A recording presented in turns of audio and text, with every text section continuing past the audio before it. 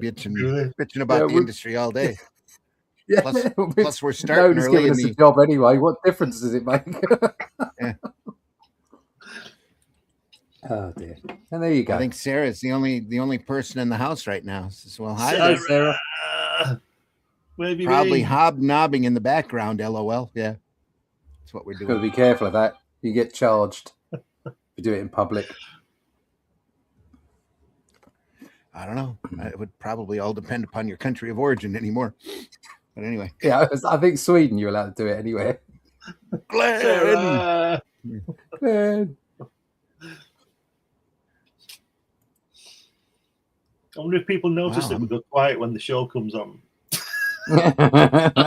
Suddenly on a weird microphone loop here. Loopy loop. Yeah. All right. Oh, there we go. That's what the problem was. I got it. Come on in, everybody. We see you out there. It's 4:30 where I'm at. A little 4:34 in the morning. Sorry, we're starting early, but we've got other things to do. So we're kicking off a half an hour earlier. We've got life to do. Yeah, real things. And instead of giving you a pre-recorded show, we just figured we'd start a half an hour early. So. Sarah says, Glenn. Sarah says, I talk enough for a few people. So you're covered. We always appreciate you in the chat, Sarah. Very much so. Number one fan. Number one fan. Let's run the opening and try to get this underway. I had a couple of video clips I was going to do too. Another Kmart commercial I ran across. But nice. Not today. Probably Sunday. Okay. Yeah. Look forward to it. It's a doozy. It might actually get us in trouble. Well, I don't think it will. I don't think it will because I found it on YouTube. So if YouTube, it should be all right. Yeah. We should be just fine. Yeah. Here we go. Nope. Not that one. No. Sorry. See you next week. Yeah. Getting ahead of myself. Here we go.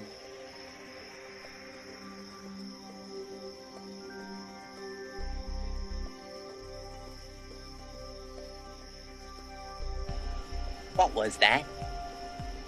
This is not a charade. We need total concentration. Now, once again, this time, with the...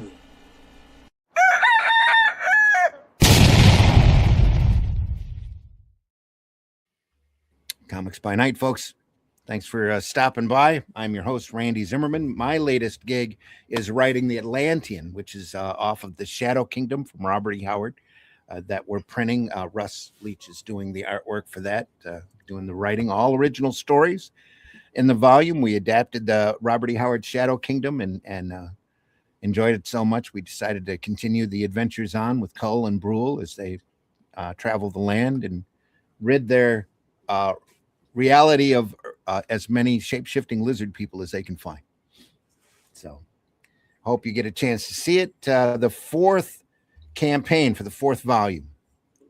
The fourth volume should be right after the start of the year, probably closer to February, just because we know everybody's strapped in January. Yeah. But it'll be over there on fundmycomic.com. And for news on that, go to russleach.com and sign up for the mailing list, and we'll keep you informed. Russ doesn't bombard you with a whole bunch of newsletters, just whenever there is actual news, especially when there's not a campaign. So, yeah. And maybe a Christmas message. Maybe a Christmas message. Also, joining me this morning, Mr. Glenn Fleming. Glenn, please introduce yourself. My name is Glenn Fleming, and I'm a writer. I've got 1 million words in print. Imagine that. And look at that. That's counted every one of them. Anyway. Well, there's a spell check in there. This is my book about my visit to see Jack Kirby. That's one of the several, probably about 60,000 words in that one. I also draw lots of things, but cartoons. You can pick this up, my little hero Hatch. He's on Fun My Comic. And occasionally I publish magazines about comics. You can pick these up on Amazon. So put my name in Google and you'll see lots of things. All right. Also joining us, Mr. Russ Leach. Russ, please Hello. introduce yourself. My name's Russ Leach. I'm an artist from the UK. I don't have as many words in print, but I have quite a lot of panels. So it says things. Well, a picture tells 1,000 words. There you go. And if you want to see some of those panels, go and find out about the Atlantean. You go to russleach.com, sign up for the email list, just as Randy has said, and you can see our wild sword and sorcery creation based on the characters Cult and Brawl from the Shadow Kingdoms. They're in public domain, and that's why we're able to add our little portion of the universe to Robert E. Howard's vision, obviously making sure that we do it in a way that we believe that he would have approved of. So we love the stuff. That's why we're doing it. It's not for the pay, I assure you. And so, hey, what's that? Pay. So if you really like that kind of stuff, if you like a bit of black and white artwork, oversized books, they're not standard size. They're these size. Lots of lovely stuff in there.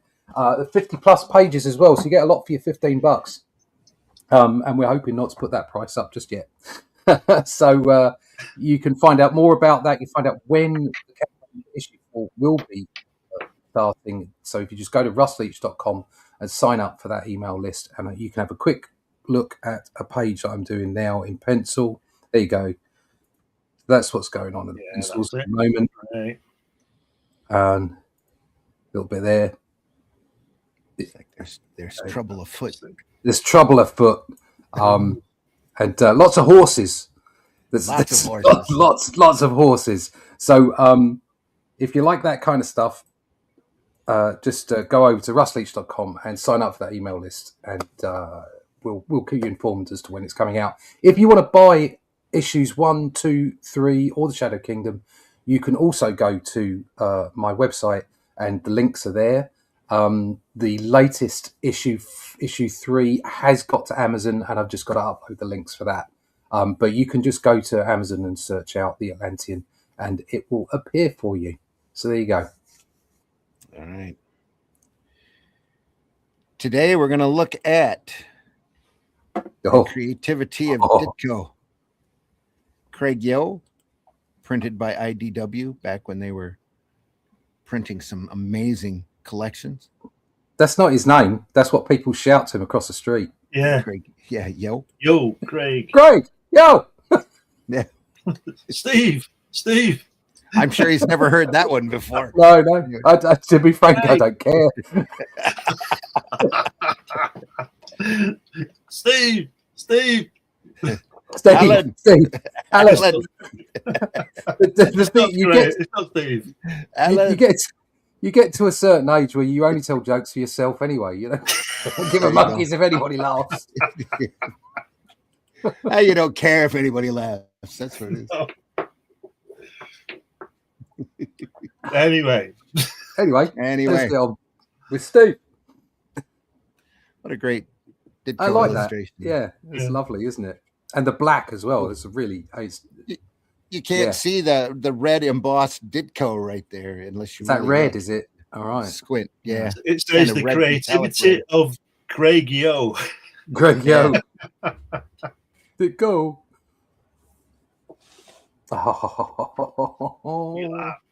Look at that. That lovely wash in there as well. Yeah. That is so Ditko. Yeah. Look at that.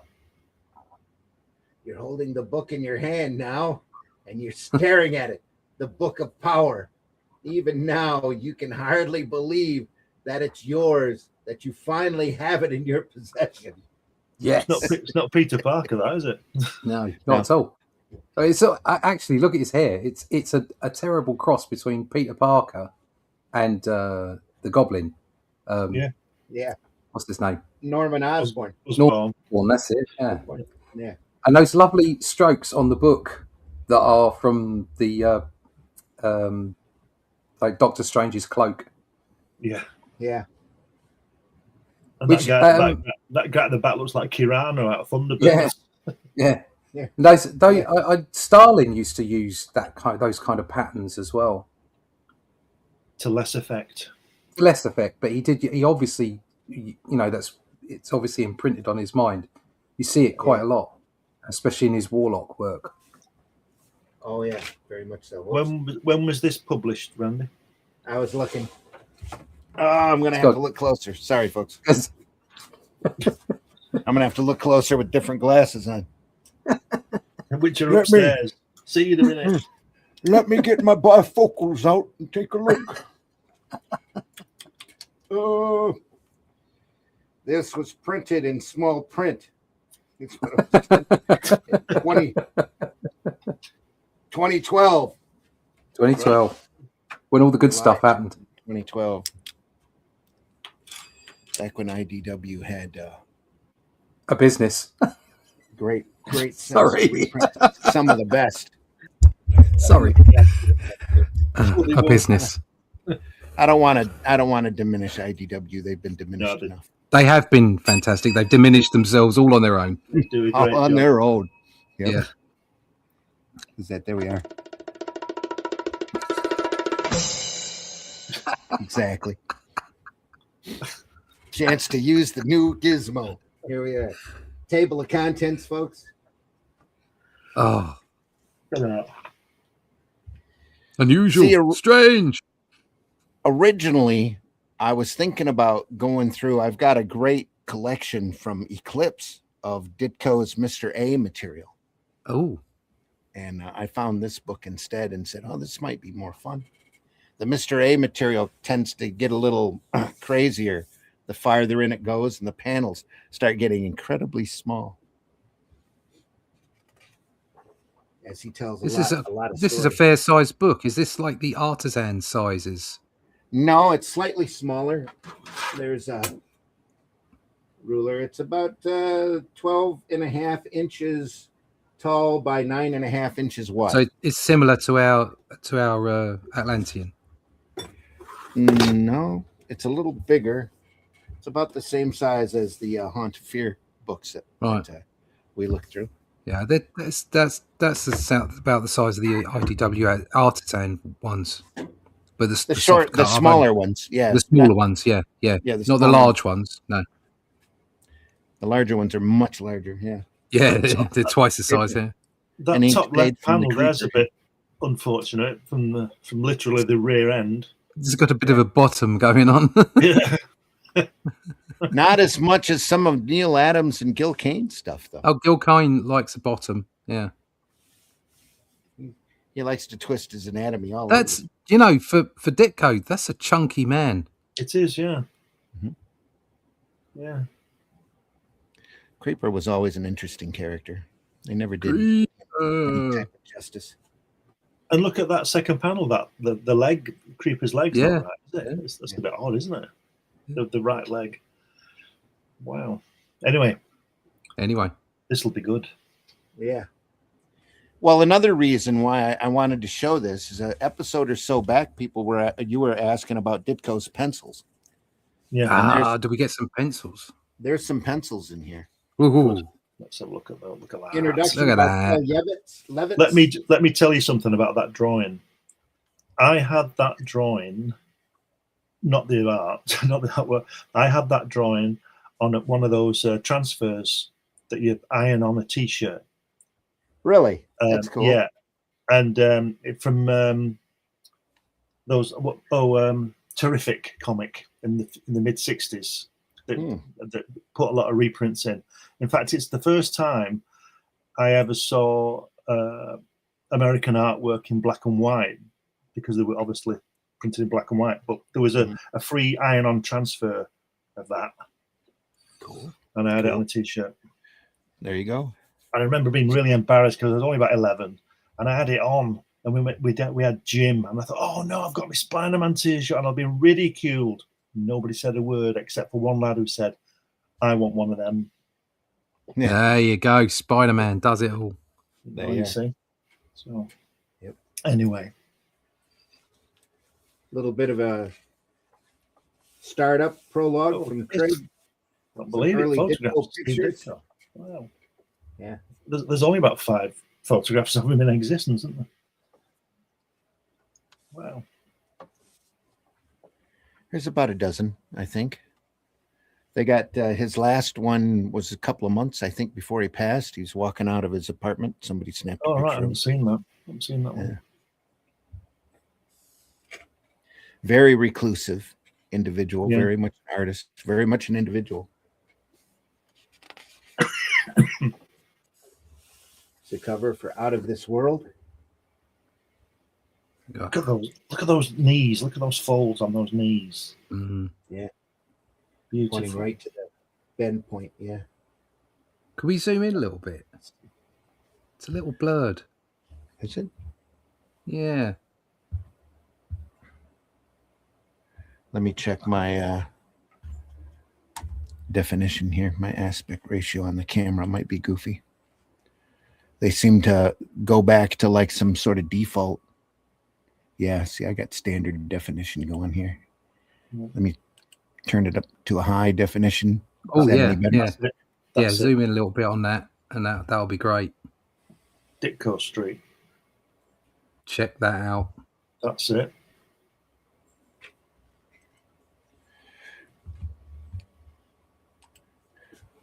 Wow. That's nice. There, you got it now. That's it. Leave it there. That's perfect. All right. Yeah. Look at that. Wow. Oh, look at From those all Those our are- dark rooms. Negative. Yeah. Excellent. Yeah. Yeah. Beautiful. That ended up technique ended up getting used quite a bit actually in the 70s. You see it a lot in Avengers. So is that a negative? Yeah, it looks. I don't know if they've actually done that or if he's done it with a pen, with a brush. I suspect he's done that himself. Yeah.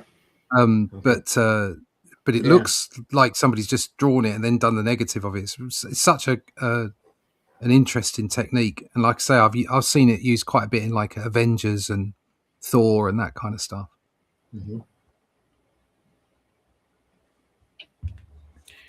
Well, the cool thing about the Charlton stories for Ditko was that he pretty much had total freedom on it to do with whatever he wanted to do. That's why he worked so much for Charlton. It wasn't for the pay, because Charlton paid a lousy page rate. But Ditko was very prolific. What is this from? This strip?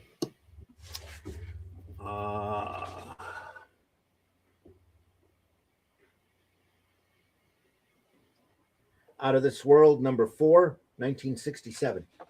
Right. Nice. So he's left Marvel at this point. I don't. Well, yeah, he might have at this. Yeah, he would have at this point. Yeah, I think he left in 65. In fact, that's the cover for Out of This World, number 4. Yeah. Look at that. Same issue. Oh, darlings.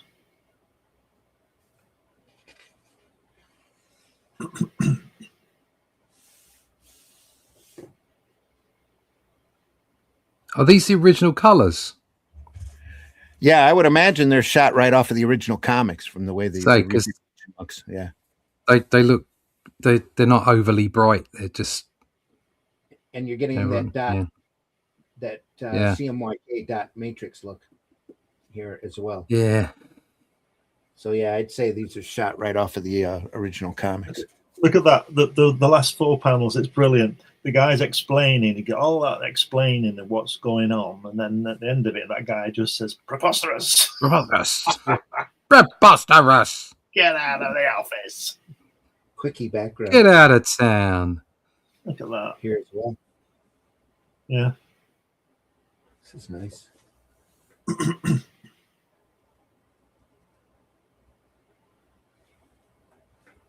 Has he written these as well?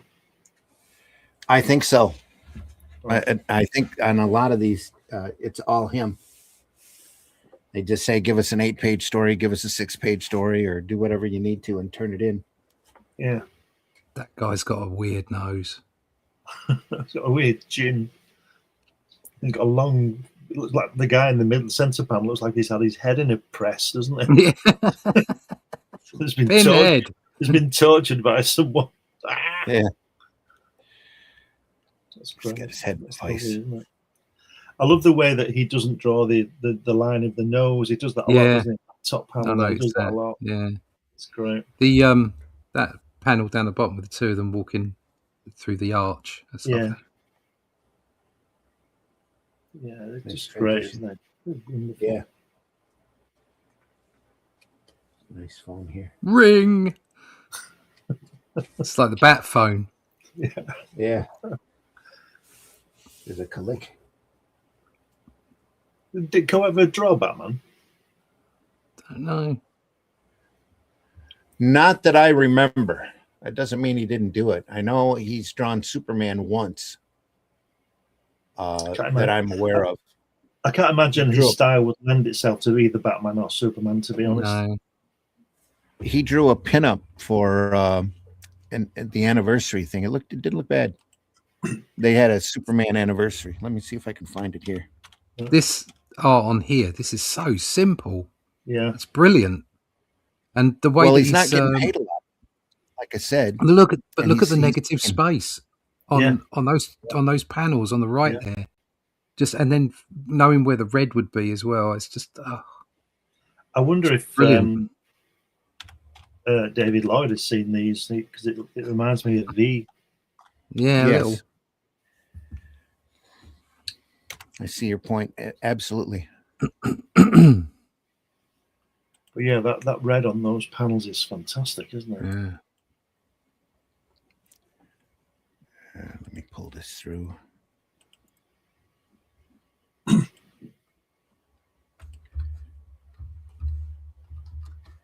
All right.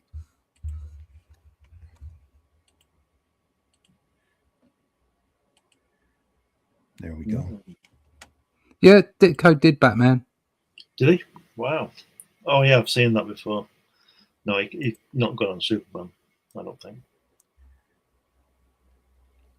Yeah, it'd be a little rough for him because his characters tend to be a lot more frail and realistic than Slimmer, don't they? superheroic. I mean, it's a nice drawing, but it's not Superman, is it? No, it's a guy with an S. Yeah. Somebody And pretend- very long arms. Yeah, it's Peter Parker pretending to be Superman, Yeah. but it's a nice drawing. Yeah. He did better with Batman. Did he? Let me see if I can find that.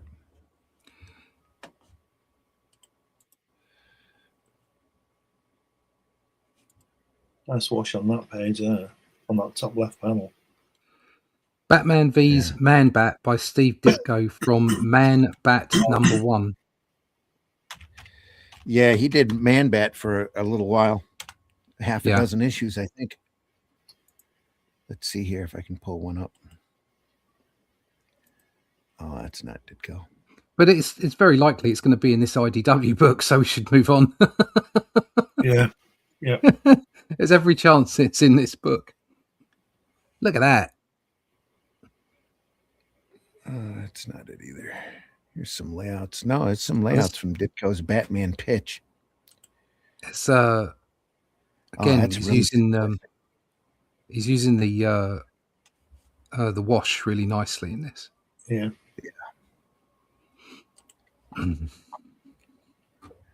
Director of the board. Here's a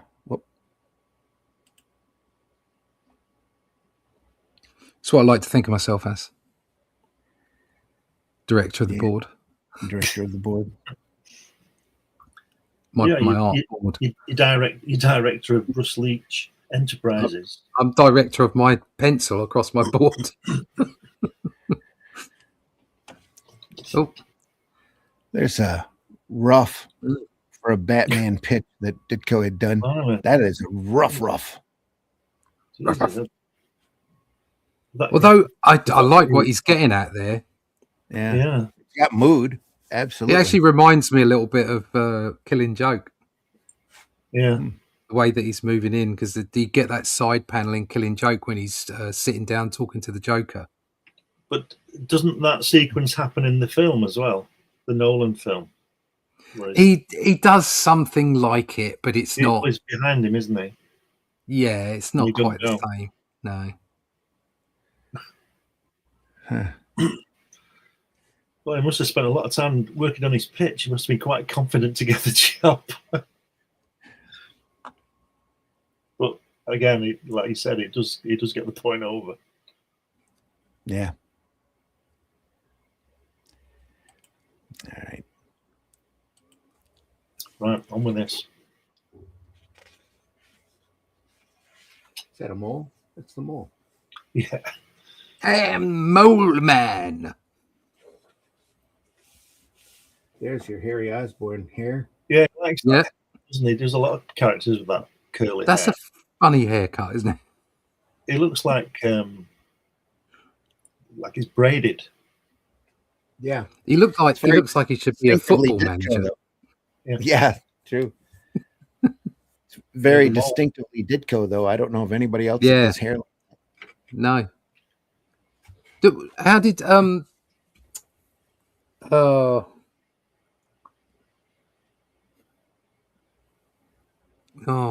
trying to think. Remitter. Didn't Remitter do hair a bit like that as well? No, he Or did was it. he Well, he had just to follow following the Ditko. inks? He did it in Spider-Man, didn't he? When he had to Yeah. draw Osborn, but I don't think he did it.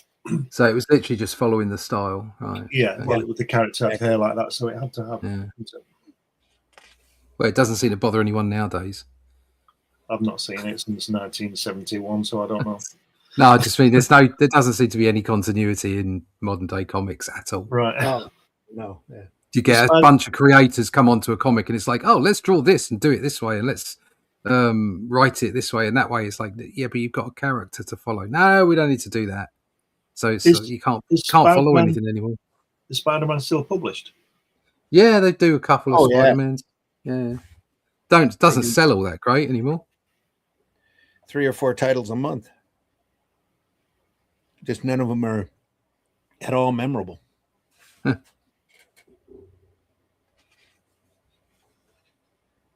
It's out of this world. Wow, look at that. Bizarre. Got paste up. Yeah. This guy on the right, the way he's running out of the shadow, that's great. Yeah. Wow. Great. Sign there. The Mirage. Out of this world, number 7, 1968. Strange, different, unusual. Is he probably doing Creeper and Hawk and Dove at this point?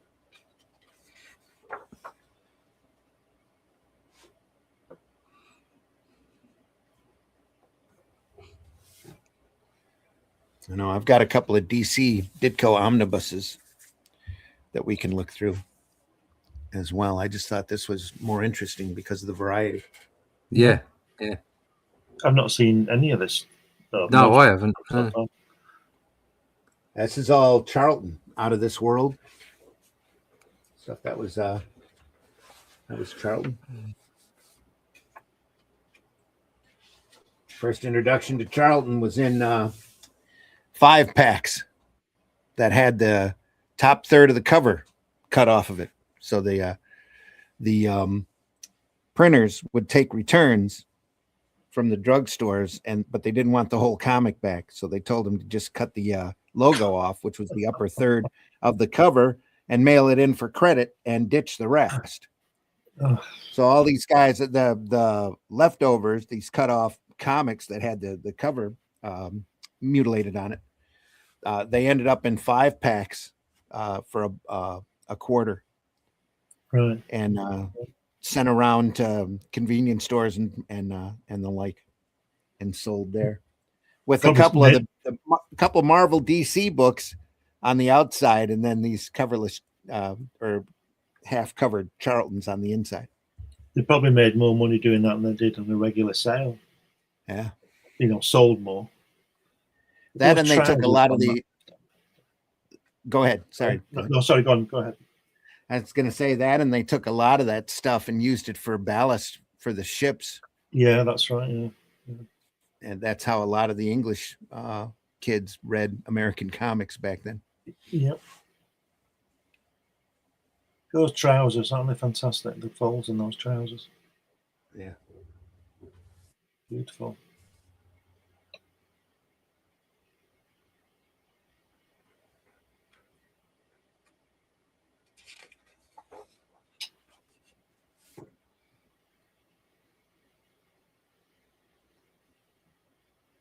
Green trees.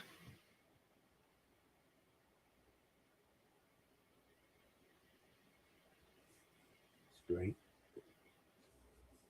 Little blue back there for sky. Oh, dear, it's real. It's real.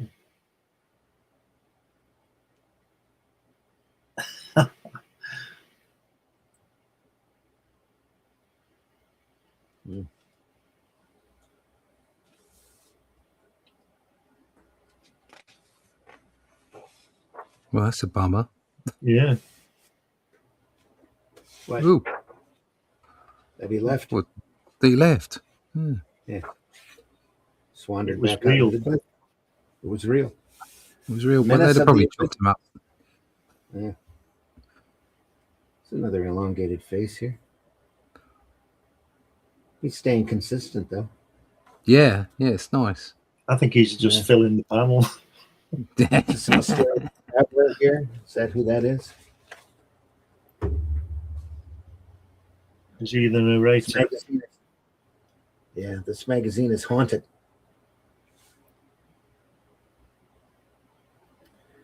'67. It's number 13.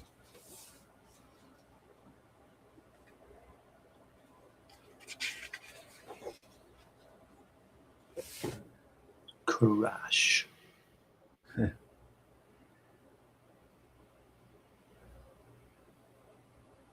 I speak of the haunted house. This is an Atlas story. Story by Stan Lee. Art by Ditko, which meant Ditko wrote it.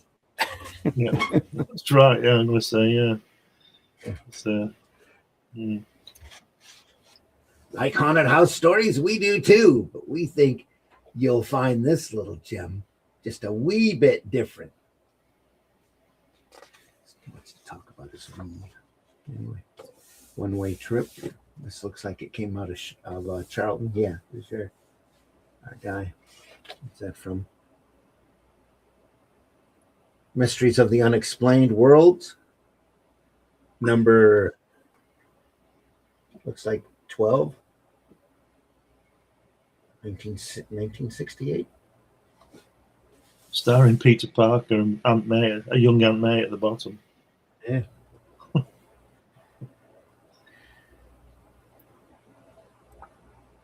You can tell he's not spent a lot of time on it, can't you? You were saying about the poor rates at Chelsea. Yeah, just whatever's necessary to get the job done and out. And look at that I don't know what they call it, that thing on that doctor's head. Looks like he's got looks like the prisoner balloons after him in the first panel. Yeah. It's a cake. What do they call it, that thing they put on their head?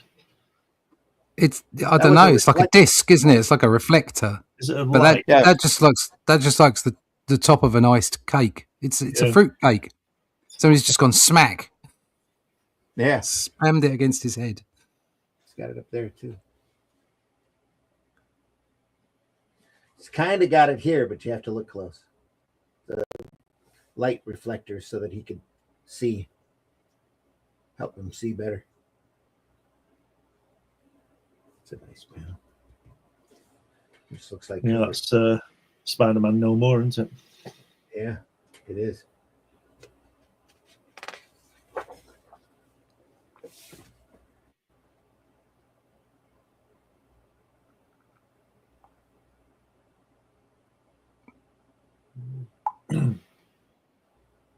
Hey, this narrator character is probably in public domain.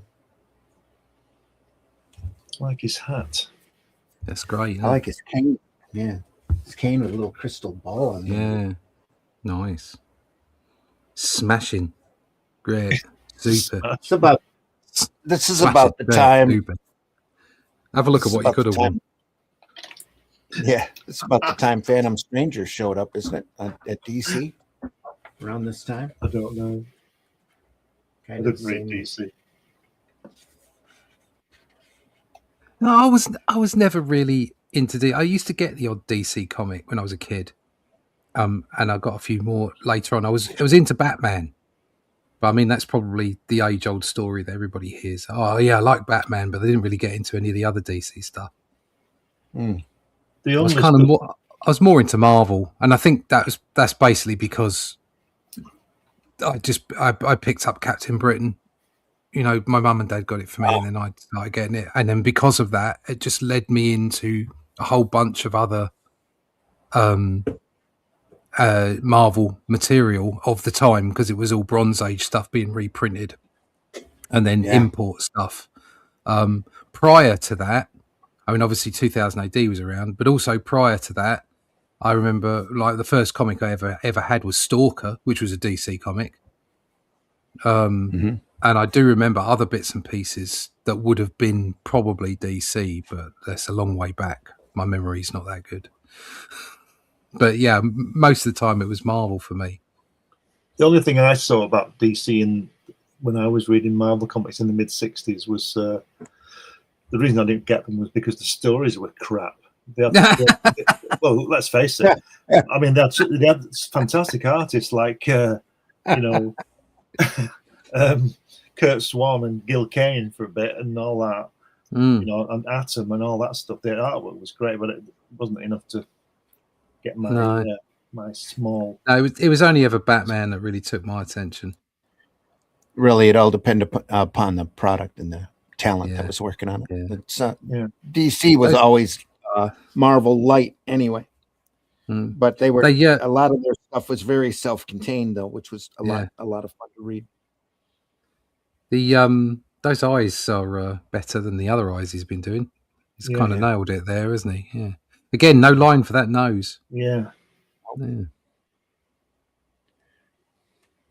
Dave's in the room. Morning, Dave. I was just going to catch up on the chat here. Oh, yeah, it's been picking up. When I leave off here, amazing intro art. Gorgeousness. This is nice. HR 3800 or at HR 3800. Never seen this book. IDW and Craig Yale. I believe it's still available on Amazon. Says hello as well. Glad you're here. Thanks for stopping by. We look at comics like this every week. Friday morning, usually starting at 5 a.m. Eastern time. If this story, what we've just been looking at, had been an eerie comic, and he thinks he's going to die, this guy, then he finds out he's not, because he saw the future. And the last panel, he would have been run over by a truck or something, wouldn't he? Oh, yeah. Definitely. You know, kiddies, you better look both ways. Bye. Falling down the manhole. Remember to get a picture of me next time. Yeah.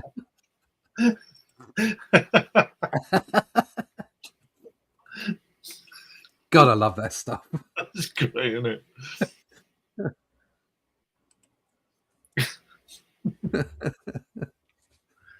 Out of this world. Doesn't stamp code has fallen off. Looking for a number.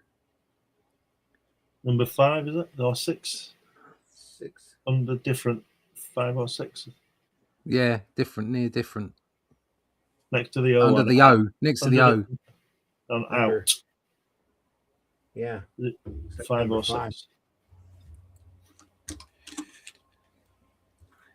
I can't believe some of the type on these books. Concentric circles are lovely. Wow. They're done with whiteout by the looks of it. Number 6. I saw the other night we had a full moon and there was a halo around the moon. Yeah. Now, obviously, that can't be clouds. It's the haze in the sun, or the haze in the atmosphere. No, I don't know what it is. Somebody said it was an aurora or something. There is a reason for it, but obviously, but it looked like there was like a ring of clouds around the moon, which is obviously not possible because the moon can't affect clouds. The moon does have a slight atmosphere. Yeah, very, very, very. Oh no, this was big. This was like massive in the sky. Like the moon was right at the very center of it, and it was like at least 10 or 20 times bigger than the moon. Oh wow! I mean, it was a big round circle in the sky. It was somebody called it an aurora, which kind of makes sense.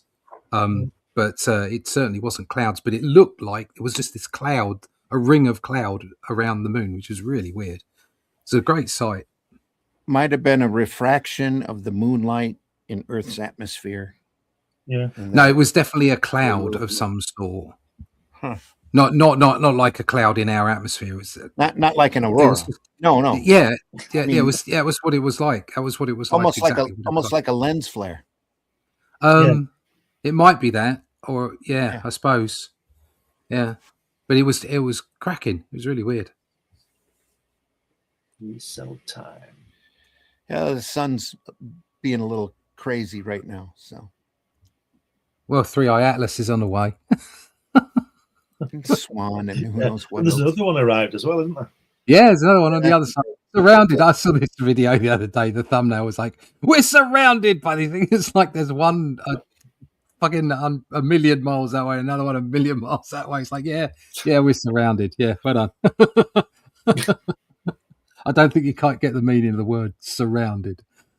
There we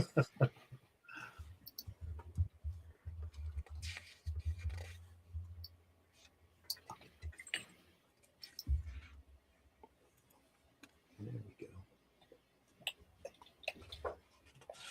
Oh, yep.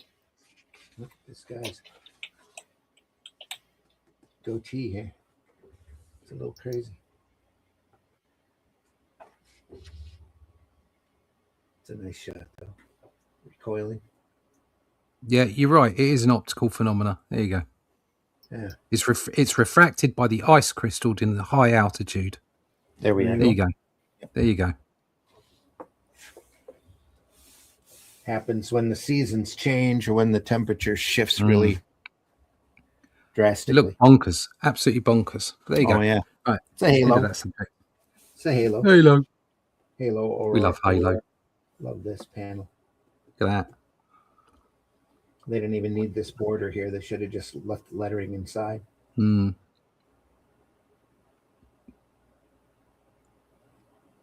It's just I love beautiful. these. You see Gil Kane, early Gil Kane with these kind of stylings as well. The guy down at the bottom right, the future cop or whatever he is. Yeah. Just love those sort of. They've got vague sort of 40s sensibilities to it. Yeah. A bit Flash Gordonish. Yeah. Yeah. Love it. Very much so.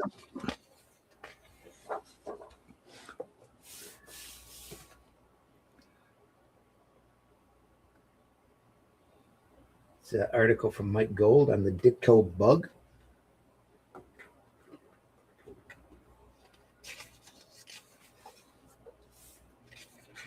It's all far too small to read. Yeah. There's a look at page it. from Thunder Agents. It looks like Yeah. Wally Wood inking. Yeah. Wow. It's amazing when you have those perfect combinations. I think Wood over Ditko is a fantastic combination. It's from number 7. Ditko Wally Wood inked original art, courtesy of Heritage Auctions. Not quite as good in my humble opinion. Not quite as good as Sinnott over Buscema. No.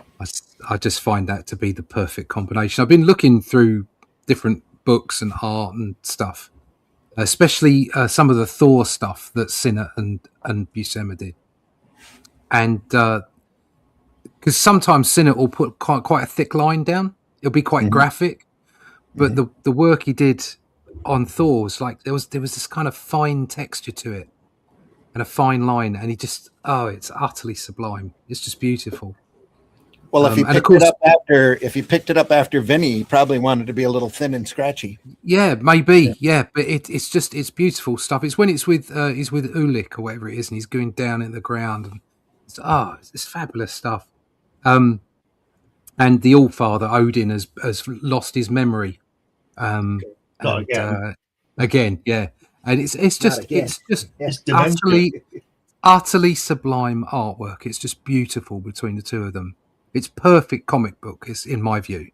And And it's funny because I've been looking at different artwork, because obviously we're doing the Atlantean, and I'm looking at a lot of the Savage Sword of Conan artwork, and you know the obviously the monthly artwork, that a lot of it that Buscema would ink himself, and you know, and some of Sal Buscema's inks over the top of John, and I've been bouncing around looking at different things, and as much as I love the Alcala stuff and all the mega detail, there is something so beautiful about Sinnott's lines and the way it's kind of pure. Do you know what I mean? It's just it's fantastic comic strip for any. And what I find great about the Buscema and Sinnott combination is that you can love all the detail of Alcala and Chua and Chan and all that stuff, but I believe that Sinnott and Buscema as a combination could do anything.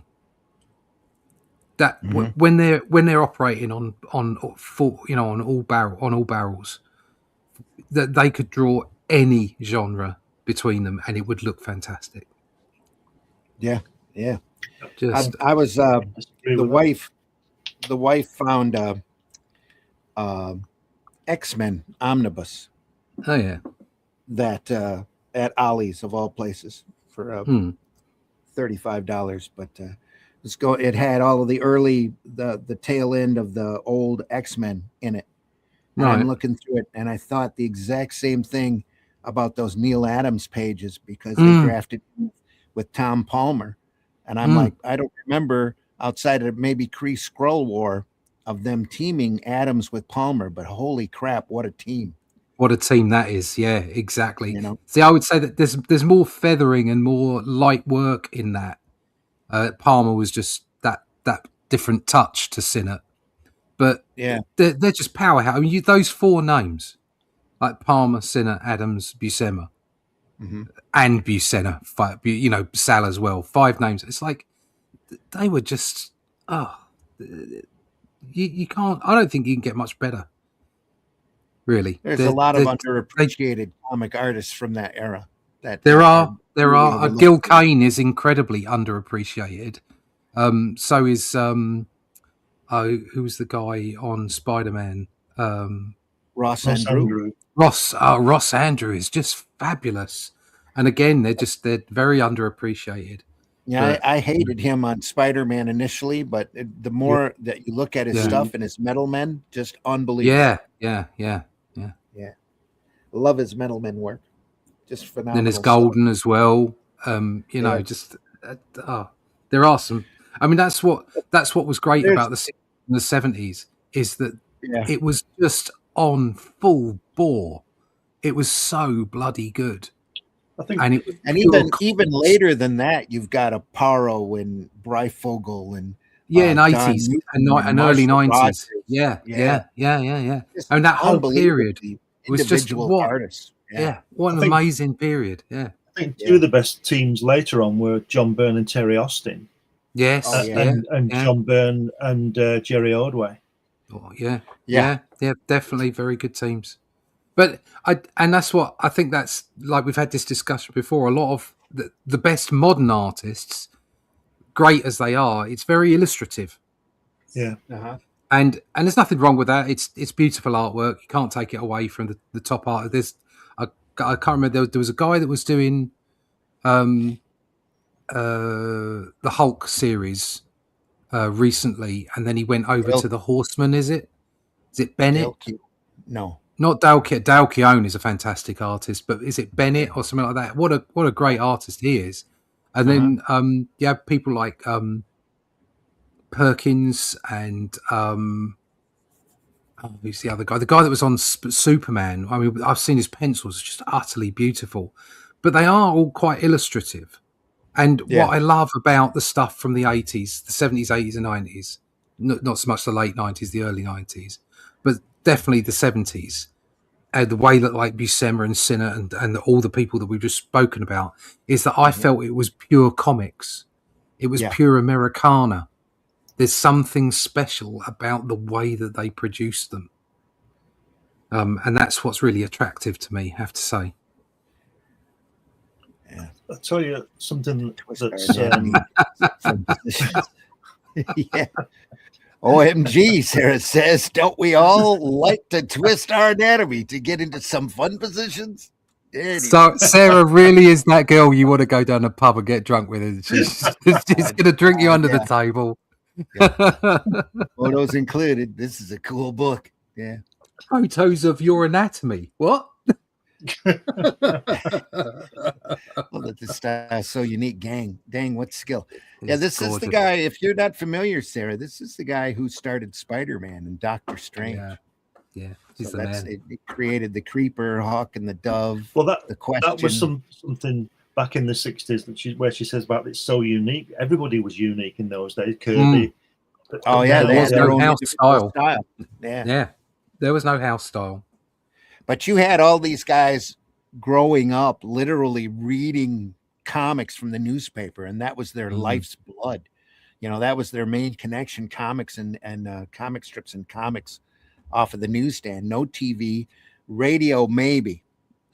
You know, at night, maybe the theater once a week. But other than that, you had comics and newspaper strip comics. And you had all these great guys, the guys that we haven't even covered yet or even touched on Sunday Funnies that have unbelievably individual looking works.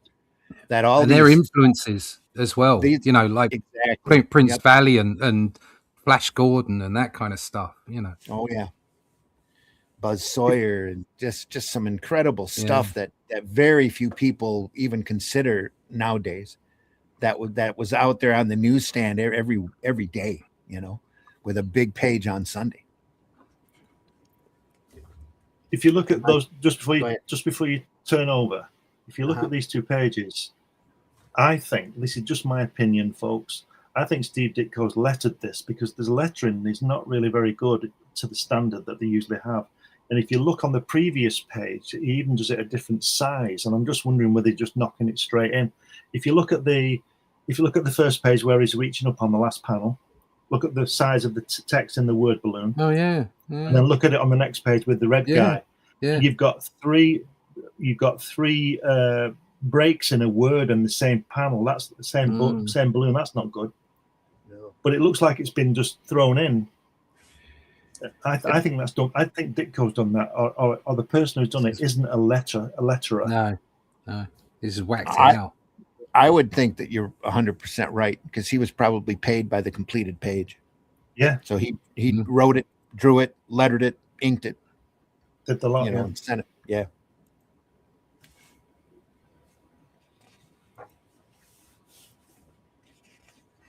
See, literally sacrificed page rate for autonomy. Yeah. You know, to be able to draw what he wanted to draw and do what he wanted to do. That's interesting. I don't think you even needed that border here, though. No, that would have been good without it, wouldn't it? That panel. It's Doctor Strange, very much isn't it? see the. Yeah, I was going to say that. Very much see the Doctor Strange in this, and even in this last story here. Yeah. Just, Ditko had such a crazy imagination, just like Kirby. Very personal, but very, very, very individual. Very different. Yeah. But very good. Sarah says, what skill? I think we looked at that. Love the style. So unique. Good morning. Good morning. Marvy in the house. I'll catch you later on the replay. Have a wonderful day. Morning. Good morning. I was pissing by your door.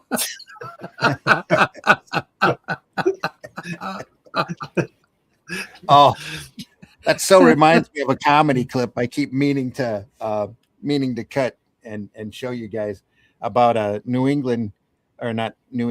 York guy at school learning history, and they get to the Falkland Islands War. What island was that? Every island's a Falkland Island. Anyway.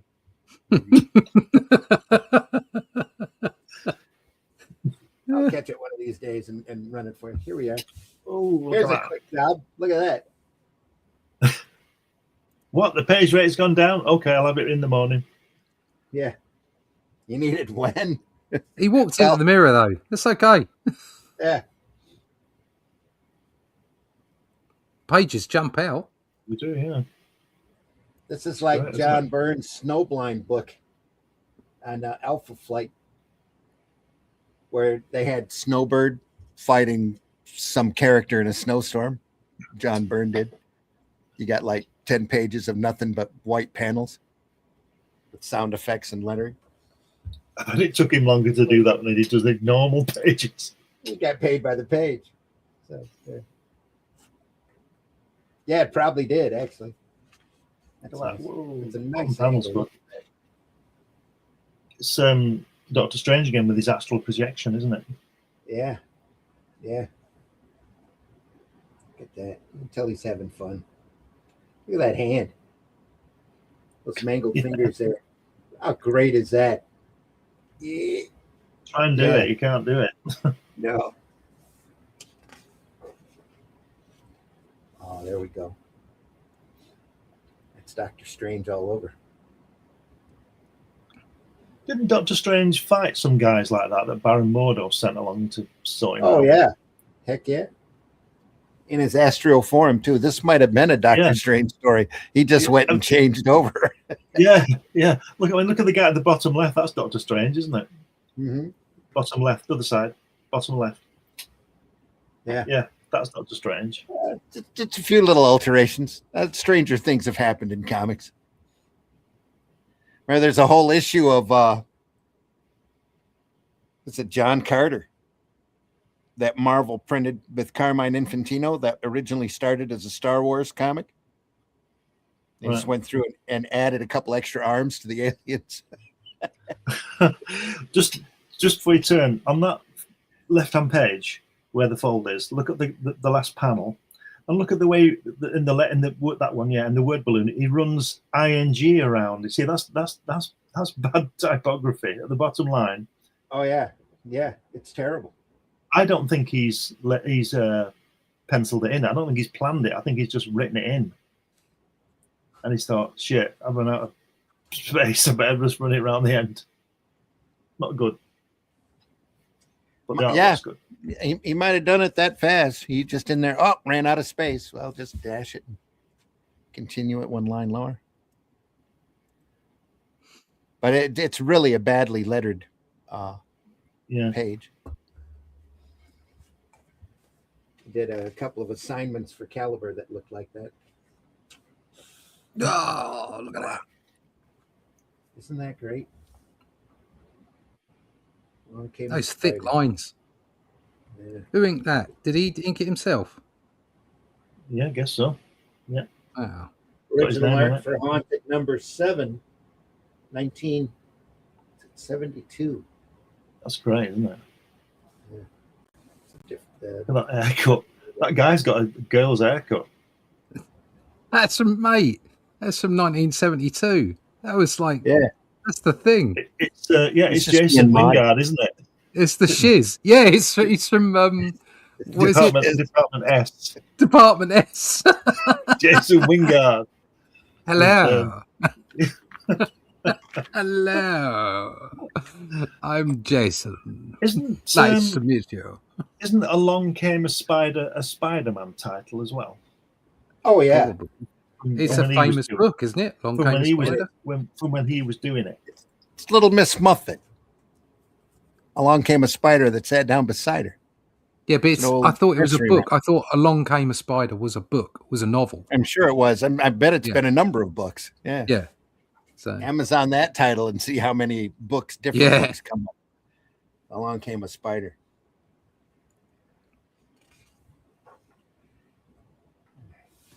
Treasure of the Swamp. Oh, look at this. This is great. I say, look at this is a master. These 2 pages are a masterclass in simplicity. Yeah. He's just putting in what he needs, no more. Well, he didn't have to, but the thing is he's constantly challenging himself to keep from being bored, using different angles and moving the camera. Well, that's what I'm saying. It's a masterclass. Stripping everything down, stripping everything down. If all the angles were the same angle or they were boring angles, this would be boring because there's not a huge amount of detail. Okay, There's just flicks here and there's clever flicks. I mean, if you look at that shack, there's some clever stuff going on there. Okay. Yeah. But the way that he's turned the tentacles, the camera angles, everything. And then he's just simple lines, because there's not like loads of stuff going on. There's not loads of detail. It's a masterclass. That's just brilliant. Absolutely brilliant. Wonder what Alex Toth thought of Ditko's work. I don't remember running across any type of an opinion from Alex about Ditko's work, but I bet he enjoyed it. Strip down again.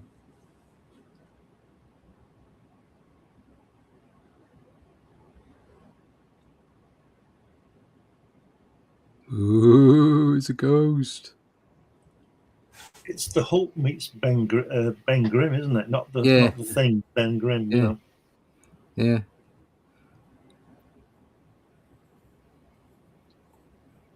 Short nose.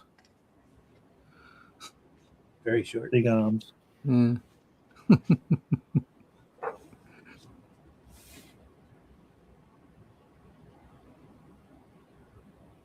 Wake up, you dummy. Cover right there. Yeah, it's clever. Yeah. Really.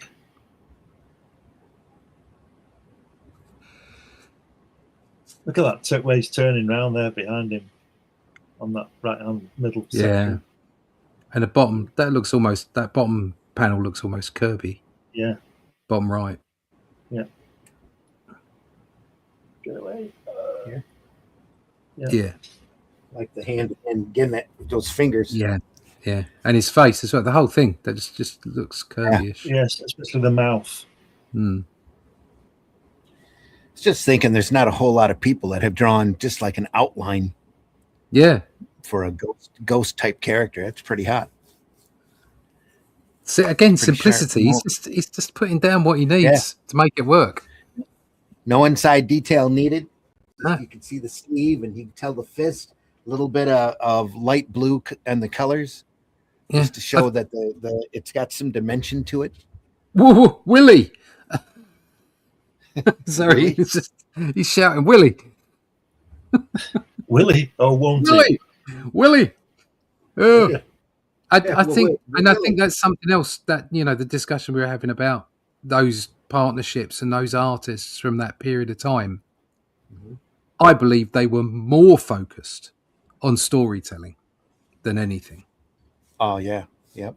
And that's why so much of it works so well, is that you can have, fabulous art, but it's all about the storytelling. And in the end, that's the art that matters. That's the art in itself. Exactly. That's. Oh, look at that alligator! Wow. You don't see that very often. That's crazy. Huh.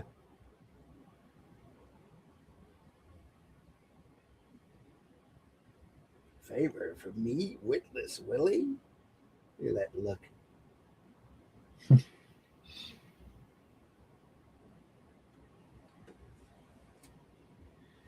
Wait until you see the pencils, because it's all basic shapes.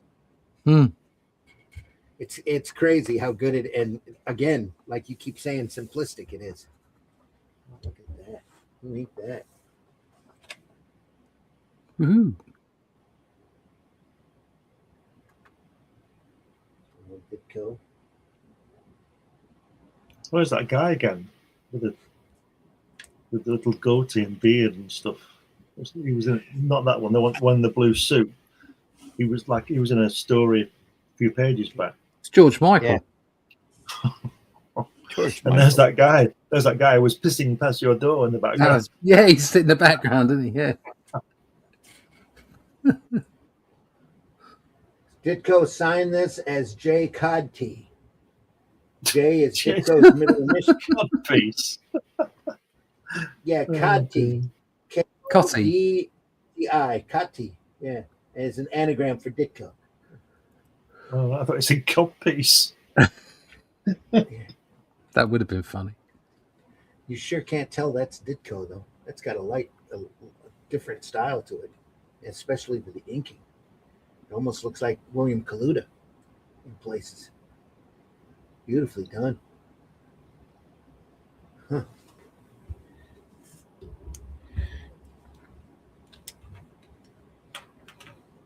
An ancient wrong.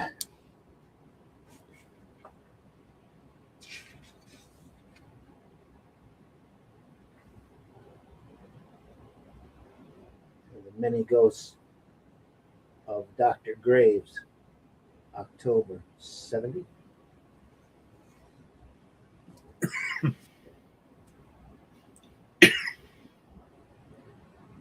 With half-page panels.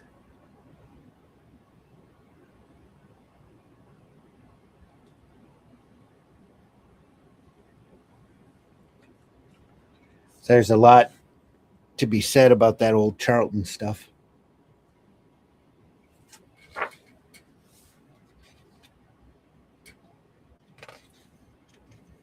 What's he doing getting in the coffin? Why is he doing that?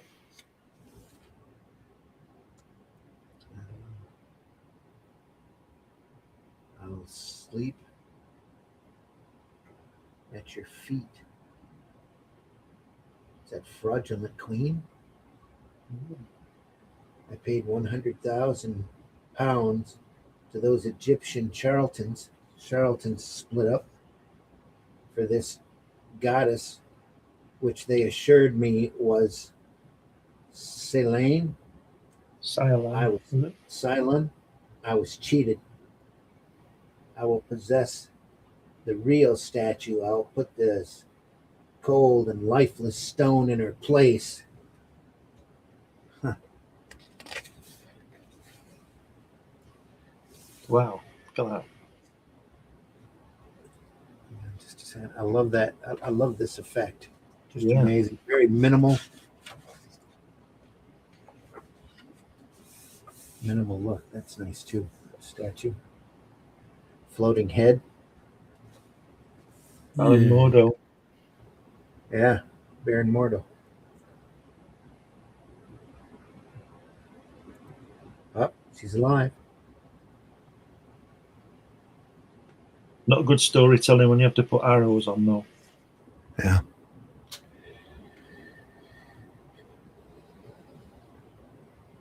Yeah, but that's a confusing layout here. That's why he did that. Bad layout. She could have gone like that, more than likely. Just as easy.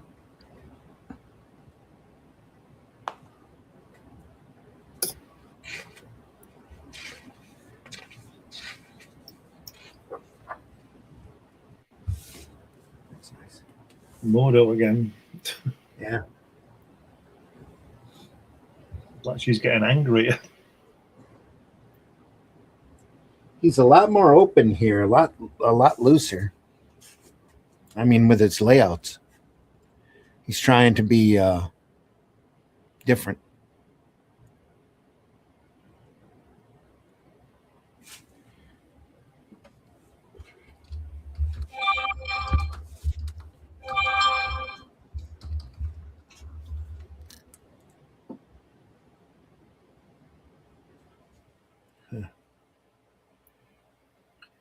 If that guy on the right hand page, see the close up of him looking at the girl. Here. Yeah, if he put that fez on, it looked like what's it called? Brian Morris. Yeah.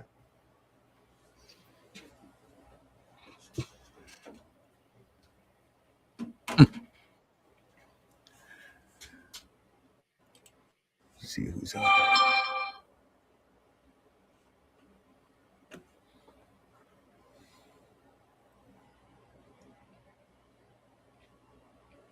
This one is a landscape. Oh, sorry, folks. It's all right. Sorted. Yeah.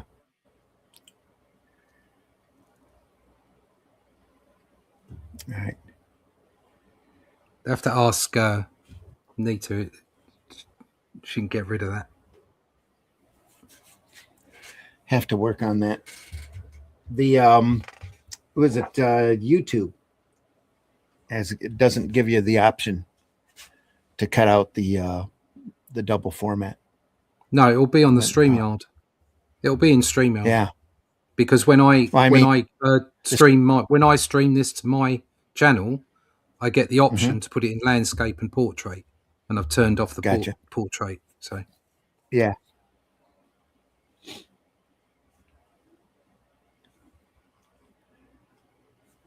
Here we are again.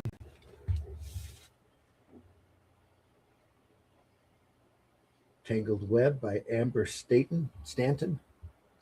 Oh, Stanton, really? I wonder if that's who's it? Eric Stanton's wife. I think it was Stanton. He used to have a apartment right next to his, and Stanton was known for his more adult material. And there's a lot of that material out there that looks very much like Ditko.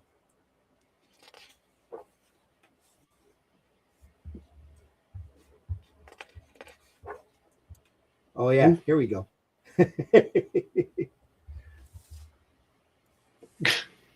It's Stanton's material. Oh right, okay, he's up for it. Yeah.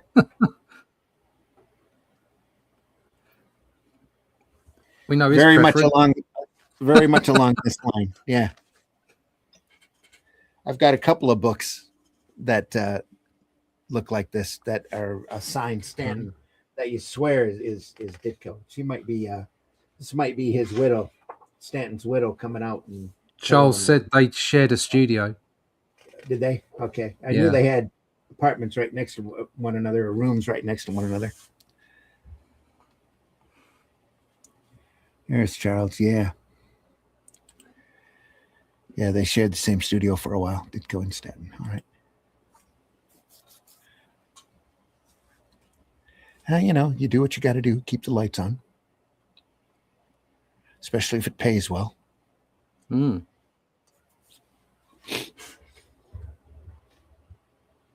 That's Stanton right there. I know that's Ditko. That's got to be Ditko Stanton.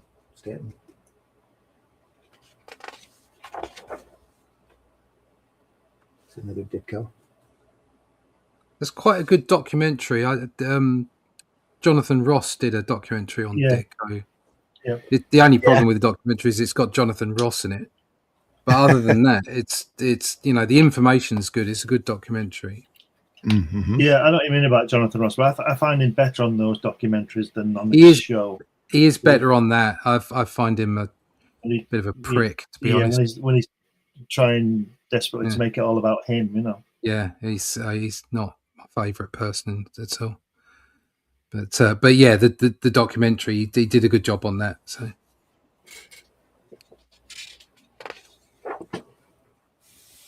Well, photos, good stuff.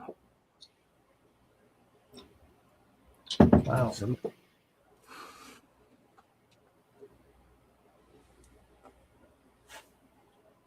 Somebody there with a camera. Hide and eek. Hide and eek. More of a lighthearted comedy, this looks like. Yeah. It's a bit Scooby-Doo, isn't it? Scooby-Doo.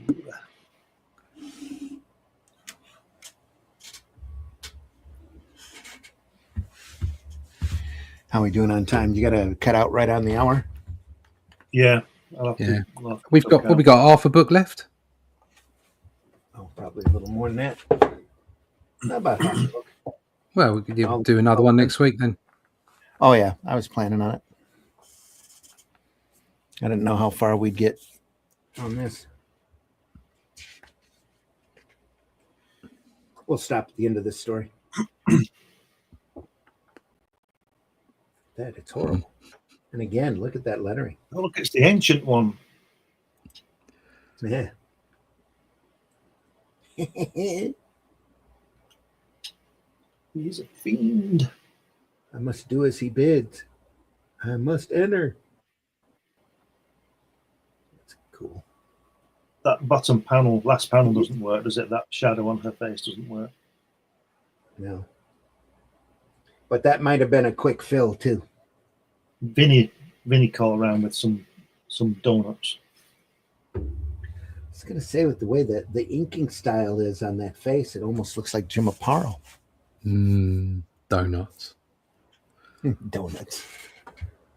Yeah, he rang him up. He said, "Jim, have you done that inking yet?" And he said, "Oh," and he thought, "Oh shit!" So he just blocked it in and said, "I'll bring it around in an hour." It could have been a oops. Well, forget that. Here we go. Bring donuts. Yeah, bring some donuts. Negative space working there. You didn't even have to fill that in. Fantastic. Worm's eye view of a staircase. Yeah, love it. I love the Yeah, I do too. That's just great. The webbing. Yeah. He doesn't fill it in. He just draws it cobwebs. white. It's great. And it's not your standard imagination. webbing. Yeah. No. Your imagination is filling it all in. And that's what the genius of Ditko is he let you do a lot of that. Yeah. That's why comics are so great. That's what people miss. They miss the point sometimes. And I'm talking about artists and readers alike. Sometimes they miss the point. And the whole point is that the reason that comics are so great is it's visual. You read at the same time, but at the same time you are filling in the gaps with your own imagination. And that's why it's so brilliant. Absolutely. Everybody's in this one. You've got the ancient one, Ned Leeds, Betty Brant. Mm-hmm. Peter Parker Doctor was on the Strange. previous page.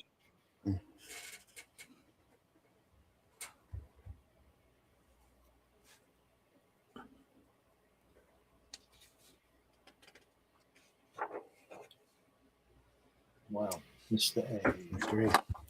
We'll put that up next week, right there. Right at Mr. A. We'll do that next week. Look at that face. 68. Look at that face. Ruby-roo.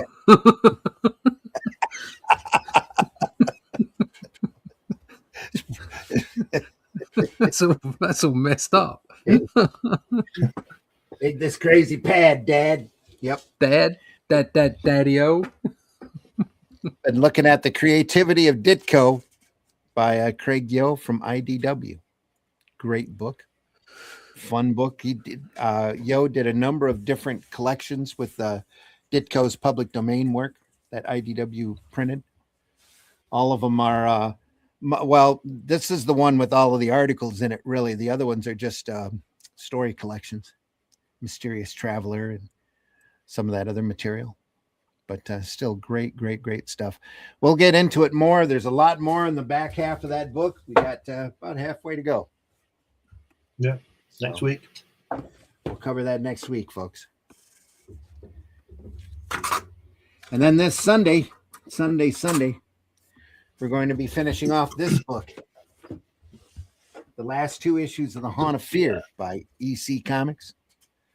Great. Also, phenomenal stuff. Hope you can join us. Sunday Funnies, 9 a.m. Eastern Time. The last two issues of Haunt of Fear before the comic code kicks in and drives all those horror comics out of business. So we'll be back for that. And then next Friday, we'll get into the next half of this book. We should be on the air 5 a.m. Eastern Time, back to our usual time next Friday. So we'll see you then. Hopefully. Randy, was Wortham on the Comics Code committee, or did he just stir it up? He just stirred things up, made money off of Seduction of the Innocent, and I guess a couple of years later admitted that it was all just hooey.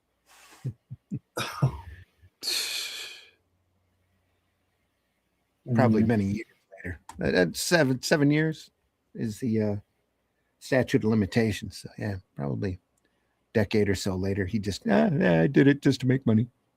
Don't forget though, if he hadn't done it, we might not have got those fantastic satires in Mad.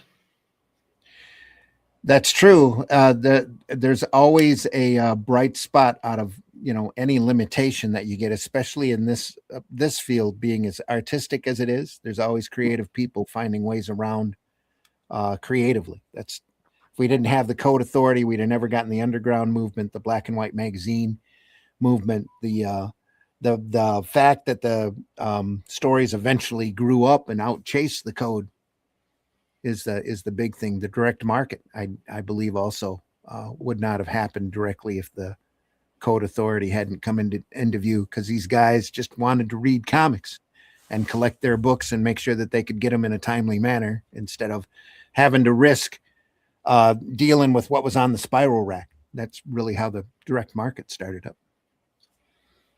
So it's all a big chain, a real interesting chain with a lot of different links. And every time somebody gets screwed, the next person comes along and figures out a workaround.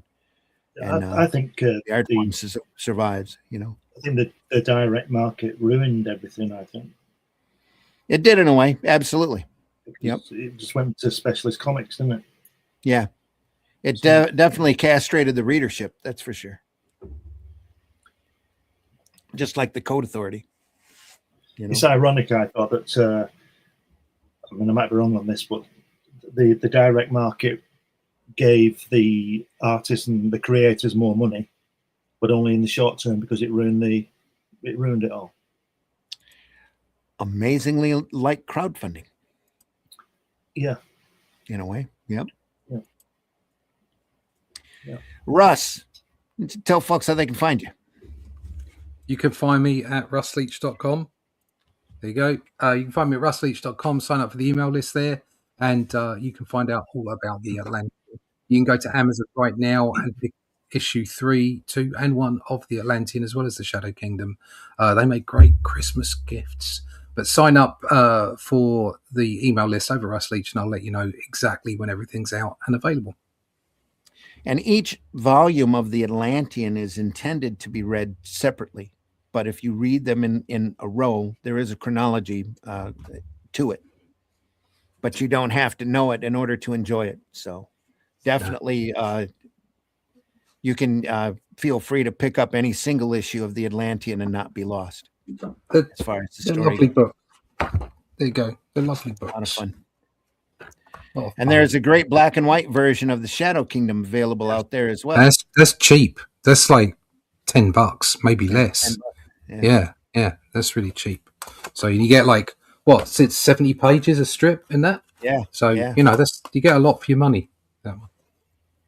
Yep. And that Shadow Kingdom has the adaptation of the Robert E. Howard story to it. We're really proud of it. If you buy the color one, it's got the actual text in it as well. So yep, there's a great hardback version that's also available at anywhere where you can buy books or order books from the Ingram book system. So there you go. Beautiful. Check it out. Yeah, just great product. There we go. Glenn, tell folks how they can find you. You can find me on Randy's show on Friday mornings and Sunday afternoon, and you can find me on Amazon, Facebook, all over the place. Just put my name in Google and you'll find me somewhere. And folks, I've been your host, Randy Zimmerman. Like I said, we do this twice a week. Sunday morning at 9 a.m. Eastern is Sunday Funnies, and then Friday mornings is Comics by Night, where we, at both programs, we look at great sequential art. We love doing this. We do it because we love doing it. It makes us better artists. It inspires us. We don't get paid to do this. We are not here begging you for super chats or asking you to join us. We would like for you to subscribe whatever platform you're on. Please hit that like button. And we'd appreciate any kind of interaction with our site. Just goes to help our algorithms. And there's these crazy sites, these insane platforms keep changing their algorithm around, and it gets harder and harder to find folks. If you enjoyed this program, please tell your friends. We could always use a larger audience than what we're getting now. We look at great stuff. We are archived over at the Comic Book Black Belt YouTube channel, the Randy Zim YouTube channel, and the Indie Comics Network YouTube channel. Please go over there and subscribe to all of those channels over on YouTube. Help us out and help our visibility.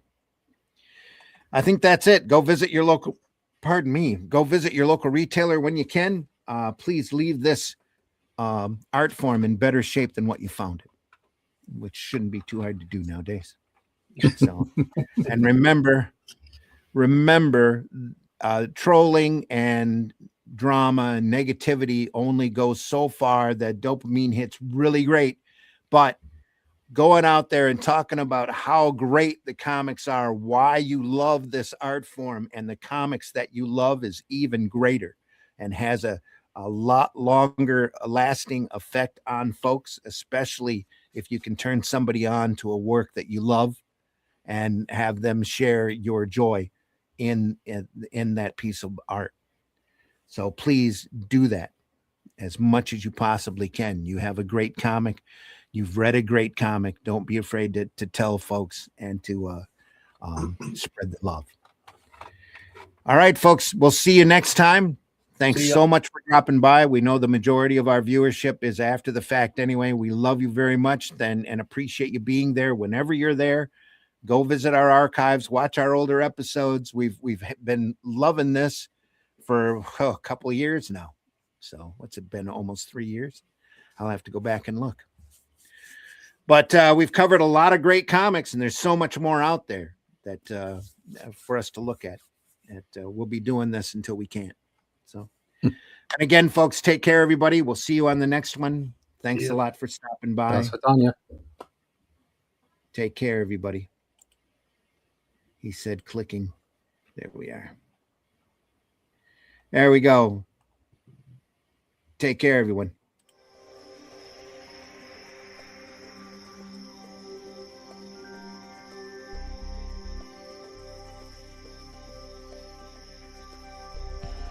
What was that? This is not a charade. We need total concentration. Now, once again, this time, with theory. Some men just want to watch the world burn. Can't nobody tell me nothing. How dare you? Get off my lawn.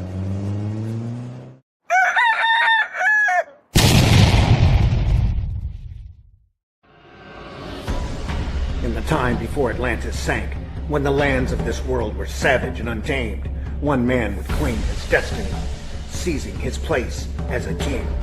After defending his throne and learning the devastating truth of the Serpent Kingdom and its deadly cults, King Kull in his right hand ruled the Spear Slayer, make a solemn vow to hunt down and destroy the hidden empire of these serpent demons. These are the tales of those journeys. This is the Atlantean. Tales inspired by the brilliance of Robert E. Howard, featuring his first barbarian characters as introduced in the pages of his classic tale, The Shadow Kingdom. Each volume contains beautifully painted covers and around 50 pages of original black and white art and story, featuring classic sword and sorcery adventures you don't want to miss. Join us on these epic adventures and sign up now for news with the email list at russleach.com. Bring your axe and prepare for battle.